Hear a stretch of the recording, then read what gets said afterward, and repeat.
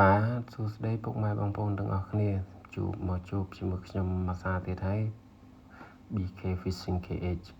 ថ្ងៃនេះដែរខ្ញុំនាំអារម្មណ៍ពុកម៉ែបងប្អូនមកទស្សនានៅវាល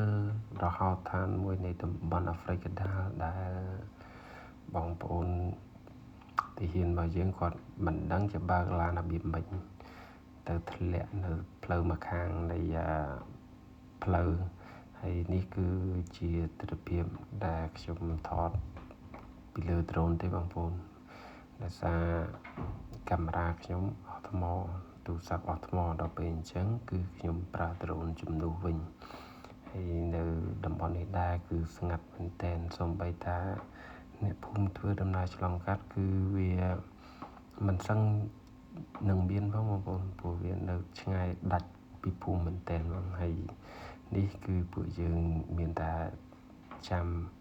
បងប្អូនឡានដែលគាត់មកទទួលយើងហើយក៏យកគ្រឿងបន្លាស់មកដោះដូរផងដែរបាទ